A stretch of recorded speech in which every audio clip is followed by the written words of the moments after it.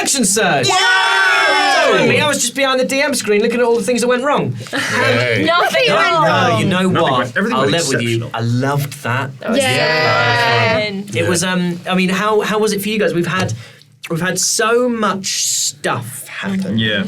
And it's a balance, I think, that always needs to be struck between we're trying to make that feeling of it being a home game, but also it is still a show. We can't take too long. We try not to edit, really. Yeah. So we don't want to have to edit out loads of thinking and loads of... So even when you were doing the jailbreak, you're moving through things pretty quick and you're very objective-driven, which is brilliant as a DM because I can put stuff in front of you.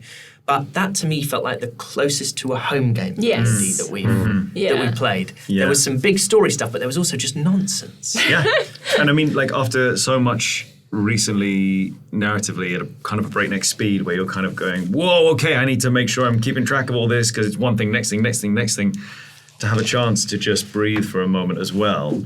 Mixed in with still narrative progression. Yeah. Big now. Yeah. Yeah, there was quite a lot, actually. Yeah. Probably more if you're watching at home. Yeah. Watching at There's home. quite a lot if you're watching at home. Yeah. Ooh. God damn. It's tough because obviously we don't want to. I'm not going to reveal anything, but that might have been my favourite anything that's happened in the show so far. What the? Well, our little... Yeah. Yeah, that was lovely, actually. Yeah. Damn. Yeah. But we've now really got into this mood of leaving the room. And so it's only ever Aoife and Holly who stayed in the room. Like, none of the gents have ever had an opportunity to. I doesn't do secrets. Yeah, so that's kind of a thing that I guess has led such a sheltered existence in a lot of ways that there are lots of new concepts. Yeah. And one of them does seem to be, because actually it's almost, to me, as someone who's listening to it, he's mistaking secrets for privacy. Or he's making mistaking privacy for secrets. Yeah. Because actually, no one is obliged to share everything about themselves if it doesn't affect anybody else. But for him, there isn't really a line between the two things, right? Yeah, everyone should just share everything all of the time. It's the tribe, and it's the information is shared exactly for the hive good mind. of the tribe. Yeah. And it's just another thing along with that sort of slightly animalistic thing we saw in the last episode, where and I don't want everyone at home to think he's always just Mr. Nice Eye, and it's just the sort of like there's sides to him which are sort of a bit more, I guess sort of flawed in a way, but it's a flawed from our perception, but from his perception it's not flawed. It's just the way it is. Well, one of the things that you do when you make a character is we didn't bother doing them because I think they are a really, really useful aid to character creation that isn't necessarily required of people who are playing in the way that we're playing with the knowledge that we're playing for a show. But you have characteristics, bonds, and flaws. And when you build your character, and some of you may have done this if you built through D&D Beyond, you have like, here are your options for the characteristics. And it might be like, I'm hot, characteristics, I always use longer words, or I tend not to dominate in social situations, and then you have your bonds, I would do anything to save my family, or I would blah, blah, blah, blah. And then your flaws, which is I'm hot-headed, or I can be quick to judge, or I can be naive, and sometimes people take advantage of me. And those flaws, just like those statistics rolls that impose a negative penalty on your rolls, they're the most interesting things, I think. 100%. Like a per insight check is always the most interesting Well, thing. speaking of poor insight checks, Thank you for that. They weren't poor, they were beautiful. they were poetic insight checks. Yeah. What fun. Yeah. Yeah. I think it led to something really neat. Rolling in that one and thinking, well, it was I rolled in that one, and then you said you think that she might be into you. Yeah. And I was like, well, I'm going to roll with that, aren't I? Yeah, it's like how it was the most. It was my version of the most bad, the most wrong you could read the situation. Because also, if I said this orc is going to kill you, that's not fun. No. That doesn't give fun roleplay that advances the story. That's just like, oh God, now I have to deal with that reality. Whereas, Well, I think we were really lucky because also you guys got low perception checks. So if you hadn't got, well, not low, you kind of got like 11s and middlings. Yeah. So if you'd got like 70s and 18s, you could have warned me. Yeah.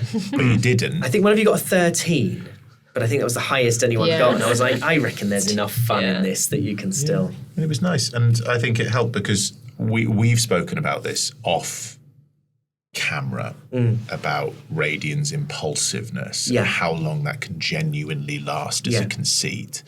And without getting into like too much detail about it, I feel like this is an episode in which you see that drive, like still moments of feeling like he wants to dominate. Very jealous that Dolly is the leader. Oh, I bet. But like, very jealous that Dolly is the leader, but still trying to be that team player and also understand that there is a level of humility to that. And it's better to look up than to look down. Yeah, it gives you somewhere to go. It's great. I mean, there are a few things about today's episode that really were exciting for me. One is it's such a relief to see you all working as a group, because by the very nature of the fact that you've been brought together by the web is great in as much as it keeps you together and we don't have to do the you meet in a tavern. But the thing about you meet in a tavern is immediately you've then, and I've only kind of learned this having done this with you guys, you've actually chosen to adventure with each other. And so there's a kind of level of common cause, and there's a level of shared interest and companionship that actually happens much quicker than it does if I as a DM impose a structure on you that keeps you together. And so this felt like the first time where you were all celebrating each other a little bit and choosing to be with you and choosing to be like the fact that you took Endelian aside and were like, I want to buy presents for people. The fact that you chose, that the Radiant chooses to involve someone in that process.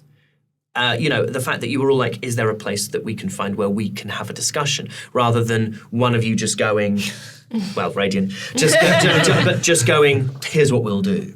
Yeah. And then the other big joy of it is just the minutes worth of roleplay where I don't have to do anything, where I can just sit and listen and enjoy the five of you all like wearing your character skins very comfortably. But we had some big story stuff as well. Yes. Yeah. You met Rashid. You met Eleonora. And then you discovered that Load has fallen and the attack on Brack and the Siege of Mouse. The idea of a dwarven fortress stronghold going down first is quite scary. Yeah. Even I'm like, I'm not the most fantasy Literal. but like even I know that's bad. Because it almost it's good that like we have insight into Mouse as well, because it's kind of like dwarven city, like big places, and then Mouse. It's like why that place? Yeah. You know? If you look at the map, Yeah. Mouse makes a lot of sense. Yeah. It's strategically kind of placed in the world. Yeah. It's going to be interesting going there. I mean, and obviously I haven't seen or I'm not privy to the conversations that you've been having. But you can draw some dots together. Yeah. And I just love how cagey you are being. I will not ask questions about it because actually I really want to discover it as we go. Yeah. But the whole speaking of ghosts and ghosts need to stay dead, and I'm like, for God's sake, just tell us already. And I think you'll know this already, but surely the episode title is something to do with ghosts staying dead. Yeah, it's got to be. Yeah. Yeah, fun. It was very, very, very cool, and I very much enjoy. I mean, I wasn't present for it, but it felt like a very kind of Endelian-centric episode, which I really liked that way. a little bit. Yeah. It's nice. I like that. It was also, this is when we learned the name of the group. That Yeah, Gloam. the Gloam. The Gloam, Yeah. which actually I dropped accidentally last time in Action Surge, and we had to have edited out. Totally honest with you, totally forgot what the name Yeah. was Yeah. until you said it again. There's always a lot of stuff like that. I think if you accidentally drop spoilers, I think unless you're going into a bit of a dialogue about it, Out of context, names and doesn't stuff, matter, there's so much yeah. whizzing past us in these episodes. You really do. Maybe, if we hadn't edited, someone might hear something. yeah. But like for us as players, It doesn't really, also it doesn't really matter. Yeah. I would just always rather, even the name of an organisation is revealed at the table, because the Gloam For those of you who don't know, gloam is like it means twilight. So it's like a sort of coming darkness. Many of them, apparently. Yeah. Many of them. And I just like the way it's different in each place. Like one fell from within, another is being besieged. Yeah. And there's no one clear tactic. And I was like thinking, okay, cool, it's all going to be subterfuge. Then to hear that one is literally being besieged, and it's like, well, that's Not necessarily. bold to be like, yeah, because if word gets back, you've got to be confident that you're going to take that place, and then who knows, you're going to hold it once you've taken it. Are you just going to go in, do something, and run off? And like, Because it's we have no idea where they're coming from. Yeah. Like, you know, they're coming from all sides, from within, from... Well, they're yeah. normal people. I Yeah. think that's the thing we maybe discovered in the woods is that you take the mask off and they're just normal people. And how do you stop do that? they even know what they're doing? Yeah. Like, do you know what I mean? Like, Yeah, I mean that was something that you never did have as a conversation with the dwarf, because it's a very difficult thing to have. But you heard in the conversation that was going on between the tiefling and the human that there were different priorities. That this wasn't necessarily a not. I don't mean they were an incoherent group, but people might be there for their own reasons. But you never have had an opportunity to discuss motivation. But I was listening back to Action Surge of episode 5, which, as we record, came out yesterday. Yes. So we're recording this on the 5th of June, and that came out on the 4th of June. Oh, date us. But I think one of you said, I can't remember whether it was you, Aoife, or it might have been you, Holly, was like, I didn't expect them to be so nice and reasonable. Yeah. I thought they were going to be... Yeah, and it kind of was You know, like, whoa, I don't know what to do with that. And I think there's always I don't want... I mean, even Medea had a little bit of complexity to her, or at least Rashid was trying to find some complexity, but it's always much more interesting, I think, when, being in the web doesn't make you evil. There are really bad people in the web, but there are also just really desperate people in the web, or people who needed something. That was an interesting conversation that came out of the episode today, was like what we do as a people. Like it came out of the fact that we were doing this thing for Baroon, essentially, but we also technically worked for the web, and it was very interesting that Dolly brought that up of kind of going, no, we've got to worry about the web, as opposed to maybe doing something good, and like maybe what are we doing things for, and who are we doing things for? Yeah. And are the things that we do inherently bad? Are we bad people? I thought that was a very interesting conversation that came out of it, going, are we prohibited from doing good things for good people because we are in the web and we're following orders. But again, the nature of that was a conversation that we all had, was going, well, we're waiting for the next orders. The web is going to, I think maybe even, I said it, the web will find us if they want us to use stuff. And, they seem to take advantage of us more than they give us orders, It's about whether the web is inherently by its nature evil, or if it's neutral. If it's just... And it's waiting for whatever opportunity you it's present it.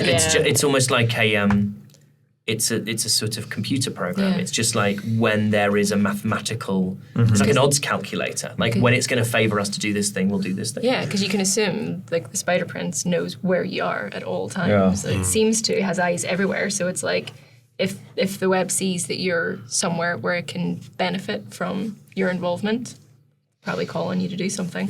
I've got, I don't know, gut feeling that the web and the gloam are kind of one and the same, and that there's some degree of machinations, that there's a control over both, or the web is the gloam are the web, there's something above both of them, and it's... What makes you think that? I don't know, just something, it's just a way of like divide and conquer, sow seeds, and if you have like one organism, if you have multiple, but it's the same, like all under the same umbrella, and you can control all of these different factions as independent like fingers on one hand, you can cause so much more chaos.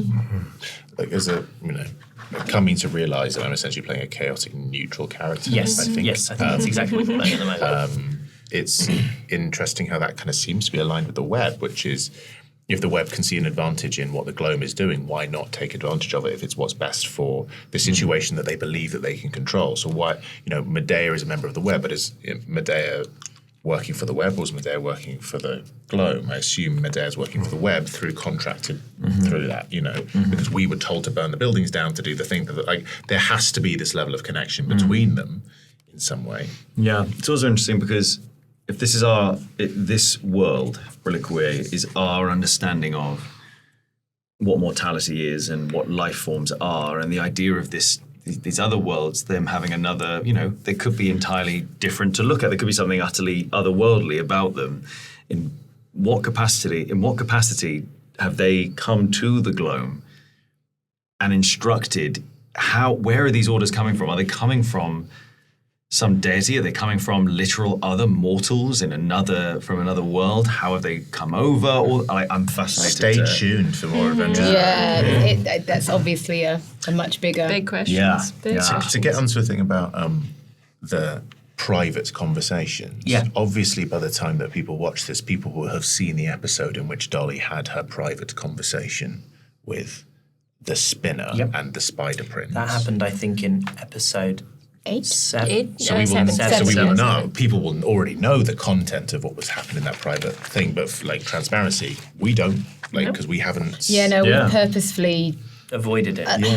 It gets a little annoying for me because at some point I'll have to do the glossary, and at some point I will have to. But I also think there's a separation of you and the character, which is, of course, yeah. But there's something quite neat about this. Is the first us realizing, or at least hearing, whatever it is, that some content that we may or may not be privy to. I haven't seen or listened to that episode yet, so I I'd can be say. interested if you could update the glossary for that bit. I could, keep yeah. you. Yeah, you might do. If not, well, I mean, I'm sure one of the mods on Discord will be more than happy to. Yeah, it's just a Google Doc. It's nothing that fancy. It's a Google Doc. I could probably do it. I just can't wait for that moment of shared revelation. That moment where even not just about the grand story, but things about each other. They're the most exciting. I cannot wait for those moments where we all sit around. You kind of, every now and then, it's like, even two characters are talking, and if we have these moments every now and then where we just have that moment of, I love it. I absolutely love it. It's a little spark. I mean, I would say, the biggest things that have happened in the entire world in the time we've been playing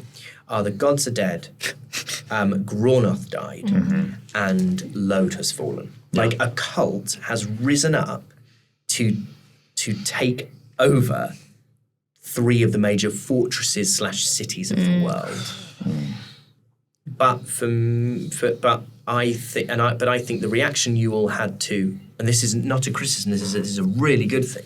The reaction that you all had to Lode has fallen was like, oh shit, that sounds bad. Whereas if you all watched the conversation Holly had alone in a room with who she had a conversation with, that is just a much more meaningful thing, actually, because it's like, it sounds very schmaltzy. It's like, it's our Holly. It's like our Endelian doing a thing. And that's like, as a player, I always want to have those moments, and I want to witness those moments with other characters. Like, they're the things that make you really excited to play D&D, because also like Lode and the gods dying, it all happens off screen.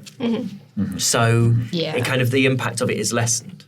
I was going to say also, probably the biggest reaction that we probably had in the whole thing was Doug pulling out that bad boy. Your spoon! That is the So culmination amazing. of 9 episodes. That's of, phenomenal. Wow. D&D. It's all led to this point. I know. Yeah. To the pure joy on Incredible. everyone's face. That was so when you- exciting. It was fun, wasn't it? I've been waiting 3 episodes to share this. Really? Oh, We've never had any So sort of... much. And so was it because I said soup? Yeah, I was gonna ask for the stew or something like that. Perfect. That's So, wild. yeah. You came in with soup. Perfect. Oh, it's meant so to be. great. So good. I very much enjoyed this group trying to do a fine dining experience. Absolute chaos. It went about as well as you Yeah. could. Yeah. Stew eating crayons. Eating crayons. Crayons, thank you. I want to try that Crayons. terrible And I have to wine. say, I don't recommend them. You don't want to try the terrible wine. I'd love someone to make it, if someone at home, just try and make... I mean, it just sounds Please don't disgusting. drink it. It's kind of not even fermented, still fresh grapes with soil and whatever. It's grapes you just picked off the vine. It's as you put them into a fermenting vat, it's just as it goes in. It sounds disgusting. Very young wine. Yeah, really young. But lots of oxygen introduced during it. It was not so good. perfect that he was able. You rolled a 19. I was thrilled. Yeah, I was so. There was Thrilled. some really lovely roll moments throughout. Yeah. I loved how long it took for you to roll a successful insight check to realise that Trusk wasn't into you, and I just thought you did it so brilliantly, having to turn that corner and be like, Back off. oh no, oh no, and that sort of moment of all the things you've said, going shit, oh no. Yeah. It's like everything's just whizzing past your face at once, and you're like, oh my god, Yeah. what have I done? Yeah, it's good. I mean, from a character point of view, I don't know what people thought about it. It was probably a massive U-turn, but I kind of took the whole raging, getting a little bit pissed and doing all those things as like what happens when you get, I said this to Doug,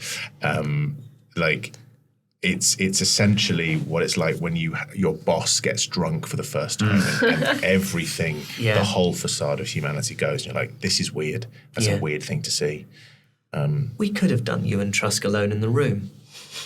What do you mean? You were the only one there. Yeah, we could have done it as a private conversation. Oh yeah, we couldn't could have done, but it didn't But actually, feel. I don't more think it wasn't. I think it wasn't giving away story secrets, was Totally, it? and also if you had said, I want to tell her something, and the rest of the rest of them can't know, then we could have done it. It didn't feel, because also I think it would. It needed an audience. It did need an audience because it was like, this is going to be very awkward for everyone. Yeah. He's going to just basically turn this very beautiful orc down. We only do the leaving the room stuff to really avoid metagaming, so that you really It's can't something hear the character things. mustn't know. Yeah. Yeah. Otherwise, we'd be in and out of this room. If you All were the like time. Jeffy, All the time, yeah. we'd be doing nothing. Are you guys going to watch the private conversations? I'm going to avoid.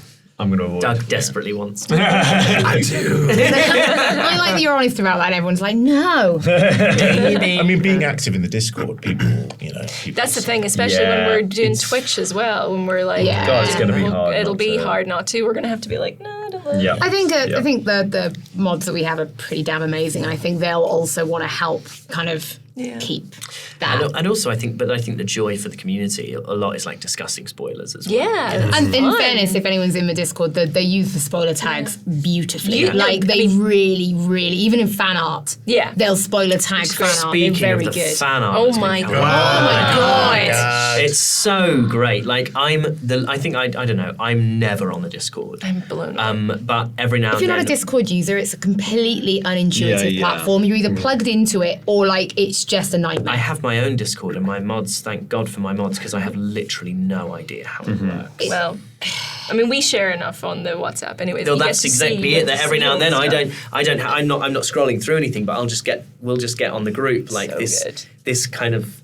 slew of brilliant imaginative stuff, and also some stuff where I just go, that's exactly how I pictured it, and it's so exciting. It's so rewarding. Yeah. The latest piece of fan art, which is like the comic book style. Yes. So good. Kelnis handing Lots this. of Katniss. Yeah.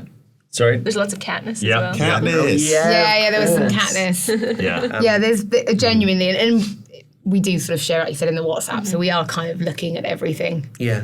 Yeah, It's really, it's, Thank you. Yeah. it's really good. Keep it going. Yeah. Absolutely, Absolutely. I honestly cannot wait to see some of the fan art bits from this. Like the drunk conversation is going to create some fantastic fan art. Yeah. This felt to me like a particularly strong one for people just having fun with fan art. I was really hoping that I am really hoping that somebody draws Kelnis dancing like no one's watching. Oh, they absolutely will. just having the best, Absolutely like sort of dad Like, at a he's wedding probably moves. doing, like- Yeah. I'm really glad you ended the episode on that note. I really nice. thought you were going to end it with, the city's on fire. I was going to, like, what I was going, I mean, the next day there will be stuff for you to take, and I was kind of going, do I end it with you getting the stuff? But actually it just felt like just right. nice. And I think what we'll actually do, and I've just put it in my notes, is we'll probably pick up like the morning after the night before. We'll probably pick up with the Reading five with of a you. stinking Absolutely appalling. I would like Some to of us wake were up seven. with significantly lower HP. Well, you got pushed down the stairs. I did. Oh my god. Which you deserved, by the way. I'm sorry. This is what needs to be drawn. That's it. That's what I was Leave trying to her alone. remember. Why Leave have we her alone. forgotten this? That was what I was trying to Like remember. I Edna can't wait to Mode. see. Yeah, huge like No cakes, darling. Professor No Trelawney. cakes. Yeah. That was I've literally just googled it. That's exactly what I'm imagining is kind of Professor Trelawney. Yeah. Yeah. Well, at least I can see in the dark But now. you got a ton of magic items. Yeah. this time. Oh my god, Calnis had like you had the best day of shopping ever. It was funny because Even I got new I shoes. wanted you to. So I knew that. In fact, when I originally came up with this, Medea wasn't going to have been staying in the apothecary at all. And originally, the thing with Rashid was going to be just that she was just sort of keeping him alive, but barely. And it was more of a kind of torture exercise. Her little nest kind of almost made me feel sorry for her. Yeah. Yeah, it's like sad. and There it was like broken sad. It was like violin little and things and I- like collection of things. I just thought it was less interesting to have her as an unambiguous evil. And if she's hitting an alignment, she's chaotic evil, like no doubt. Yeah, sure. But you just because you're good doesn't mean you're not capable of doing evil and neutral things, and just because you're evil doesn't mean you're not capable of doing neutral things. And I think the whole kind of the realization that I had was I'd set Rashid up.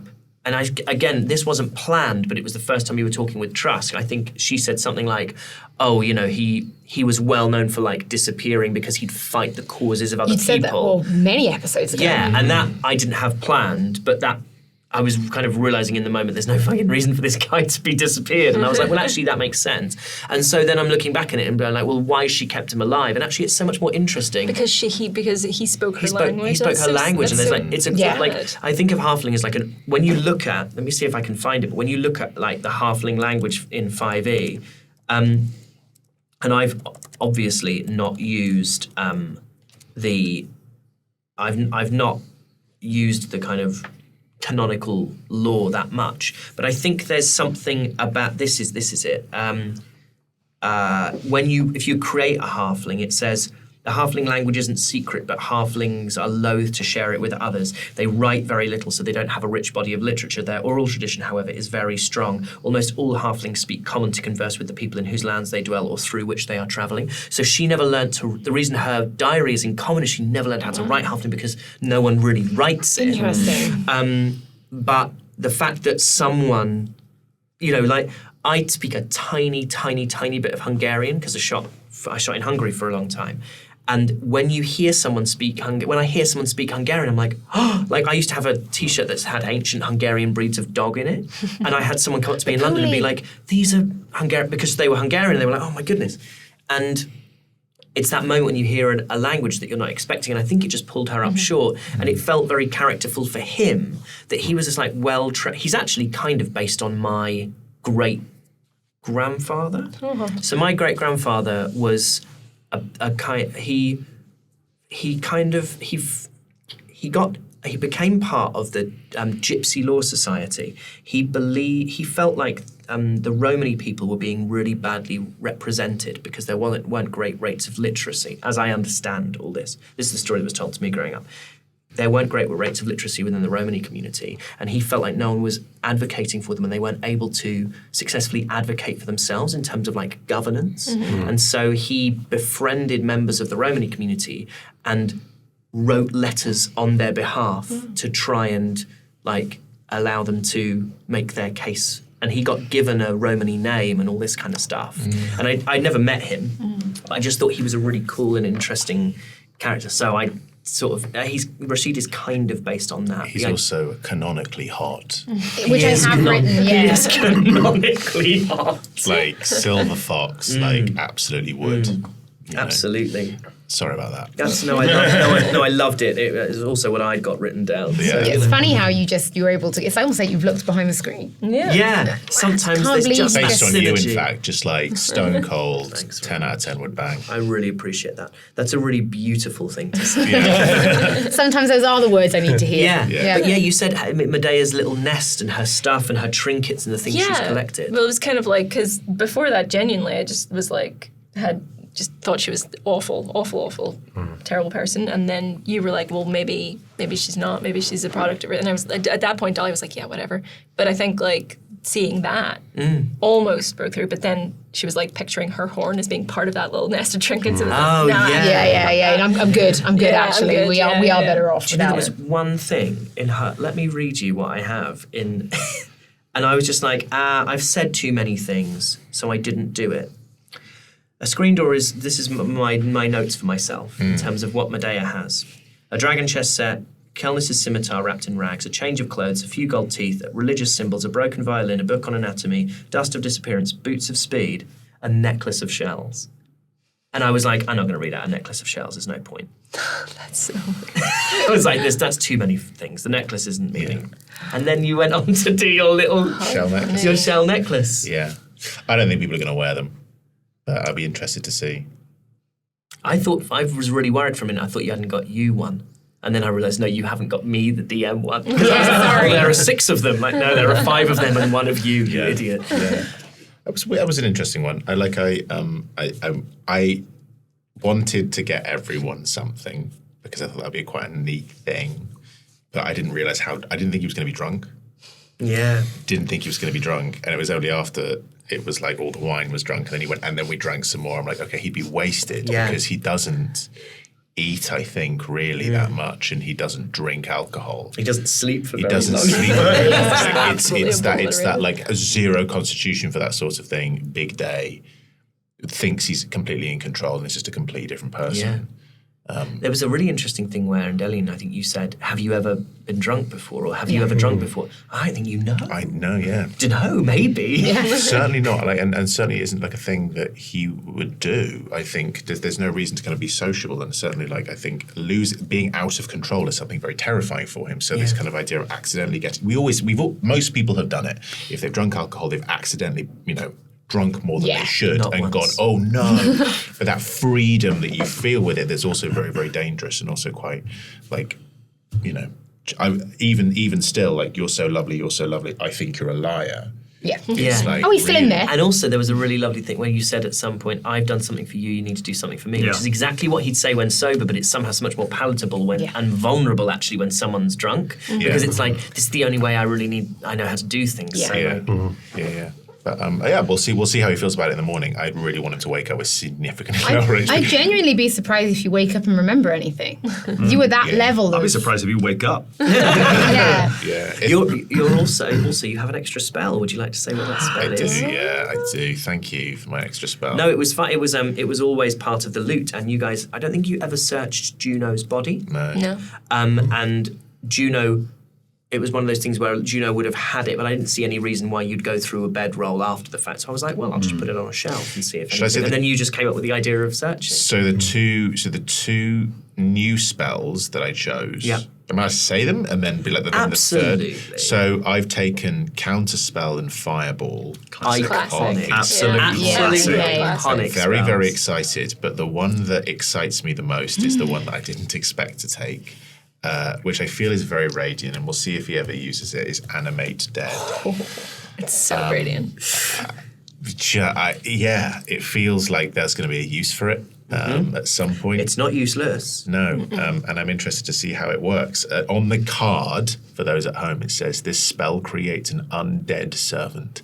Choose a pile of bones or a corpse of a medium or small humanoid within range. Your spell imbues the target with a foul mimicry of life, raising it as an undead creature. The target becomes a skeleton if you choose bones, or a zombie if you choose a corpse. Fun.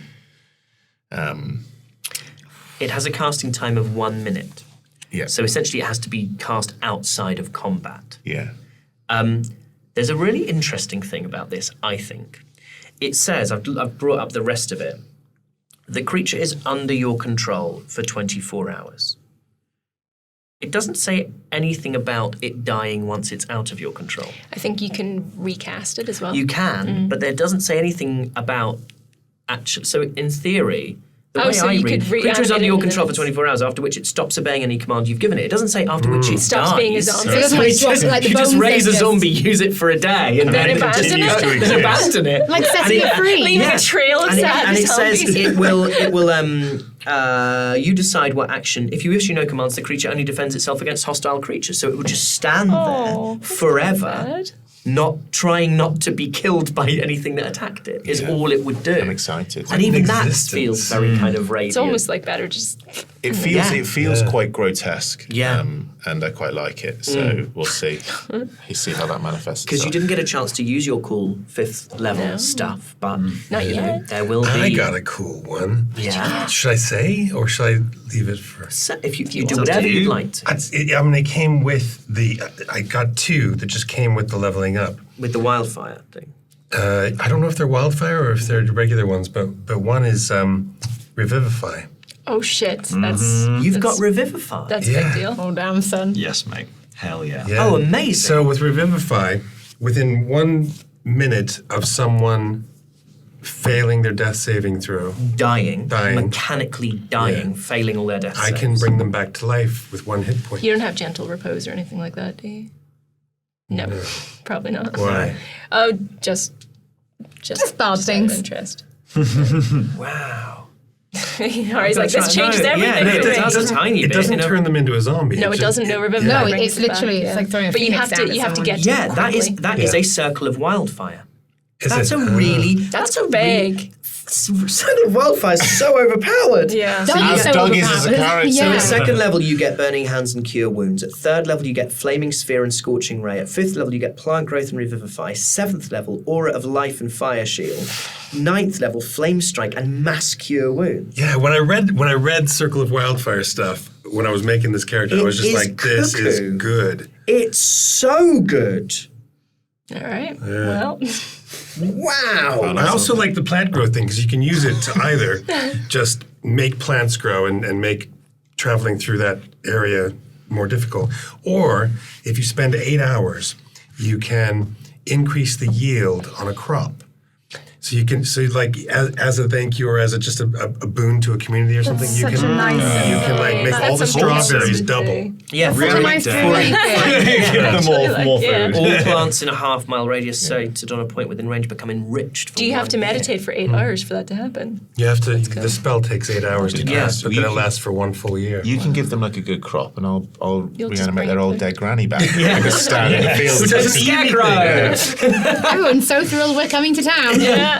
So we're going to be, you're going to be, unless something befalls you, which it could, the road to Mouse. Yeah. And the prospect of, for the first time, doing something. Well, actually, I say the prospect of doing something entirely of your own volition, but actually, you went to Barun of your own volition. That's true. Yeah. You only were of use to the web once you got there, because Morgan Morgan would have said to the spinner, "That's where they're going," and Casper was ready to meet you. See, I told you we shouldn't have told Morgan anything. He Oh, would they have. would have known. He would. Snitch. Yeah, They would've known. snitch. Goddamn Snitch. snitch. Morgan's going to come back the next time we see him, and it's like that person that goes away for summer and comes back, and they're suddenly really hot. Do you know what I mean? They're gonna He's be done like, a year in "What's Australia. happening?" He's Yeah. like proper Oh my tan. God, he's grown up. He's got a shell necklace, Yeah. but real shells. Yeah. I did drop his name in this session for something, didn't I? Did you? I mentioned did you? Morgan. Did Yeah, I did Morgan on mention. the mind. Yeah, I mentioned Morgan for something, and I can't remember what it was. It was I think that was a private conversation then. Is that What was it about me not remembering his name though? Oh yeah, Yeah, it was. Poor guy. It felt. It's hard not to for this not to sound self-congratulatory, not for me but for all of us. But I just so enjoyed that. Yeah, that felt good. I think that was very needed for a few of us as well. Just a chance to stretch our legs a little bit. I think so, and I also think that around this time, around this many sessions in level 5, whatever, like the fact that we've got a lot of new players, and the limitations of when you start out, I think naturally your impulse is you want to be involved in everything, you want to do everything, and you want to succeed at everything. And once you get to sort of these kind of levels, you can start to it can very easily get into like, is that all I can do? Like, is that it? And like, yeah, kind of, because you picked a class. But actually, so much of D&D is about the things that you bring to it that aren't class features or racial features or whatever. And to give you guys an opportunity to stretch your legs a little bit, have some role play that the fate of the world wasn't hinging on. It felt like just a really nice opportunity. And then moving forward, I think the group has changed. Yeah. And, if you are not that you're even necessarily at this point distancing yourself from the web, but you know, the fact that you're starting to think as a group and you're kind of taking a little bit more control. It's almost like the group's motives and the web's motives are maybe diverging a little. Yeah. Yeah. It's interesting to see how they snap back. Yeah. I mean, they lie to us. Well, I feel like they lied to us. What do you feel like they lied to you about? Then they're not obliged to tell us the whole truth of what we did. But I think, unfortunately, we struck up a concord with that's correct. A concord. Beautiful. Carry on. Thank you. With Gronoth, and we did something, and I feel like there's a lot that, even though it isn't betrayal, there's very visible betrayal of an individual who has been very good to us and has been very honest with us, and then at the same time we've been asked to do something that seems very dishonest, which is crazy because of the job that we do. But still, it feels like honor amongst thieves. That wasn't very honourable. Yes. What we were asked to do. Yes. Even though we have been asked to kill a Leia Dakar and do all of this, you know, But who's a Leia Dakar to you? exactly. Yeah. And so that idea of, you know, becoming attached to an individual and that individual being taken away from us by actually our own actions, the jailbreak, the burning, it feels different. Yeah. Yeah, no, I think It feels so. personal. I think so. And I thought there was one kind of lovely thing that I can't talk about because it happened in a private conversation. But another lovely thing that happened in was you talking to Trusk and you revealing that you were bothered, you know, that Gronoth's death, you all reacted to so quickly and you were like, shit, get out. And I don't necessarily think that was the wrong decision at all. But it meant that and then you were straight into a fight with Medea. And from a DM's point of view, if the chief cleric of the goddess of truth did have enough status that it provokes, to some extent, character growth, it makes the world I've written more real.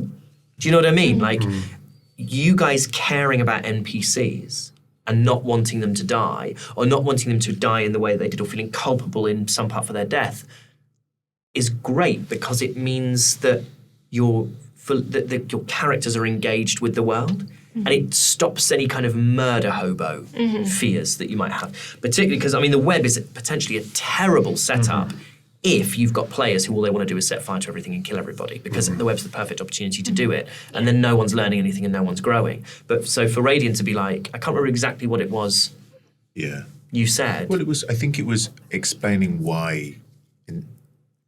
I mean, people will know this better because they've literally just watched the episode. And when you're in it, you go, I can't remember all the details, but I can't remember what I said. I think it was Radiant using it as a way of subsuming himself or at least being honest about the way that he feels and saying, I want to do this because I have been emotionally affected by it. I'm not doing it because I want something in return. I'm doing it because I feel like it's the right thing to do. Yeah. Which is weird. We've seen a couple of those now as well because you've just expressed a desire to kill Barabask. Yeah. And I think that's fun. Like a character who has a list is fun. And Medea probably would have been on that list and now she's off it. Yeah. So there is much to be excited about. We actually now have a little bit of a break in filming, don't we? We're not going to be filming again for We've like got a little month bit or more so. ahead than what we normally are, and that's just because next month a lot of you are travelling for conventions, so It's also kind of weird to think there's a world in which we've only got one episode left. Yeah. I mean, it's Because the reason. as we stand, we're still trying to figure all that out. Yeah, I guess it's weird for people that, you know, Kickstarter was 10 episodes, but it was episode 5 we've launched a Patreon, and it's because we film ahead so that there isn't technically a gap. If we can make this lay the work, tracks in front of the moving train. if we can actually make this work, what we don't want is to get to 10 and then we're almost back to go dark for 3 months. while we're figuring out if we can keep this going. Yeah. So we've sort of done it a little bit sooner with the idea that actually the next time we're together, we are doing episodes 10 and episode 11. So we're very much convinced that we're... We want to. We're going being to keep hopeful. going at least. The will is there. Yeah. Absolutely. The story is there as well. The story is very We're not good. wrapping this up anytime soon. So, No. yeah. So consider Patreon. Yeah.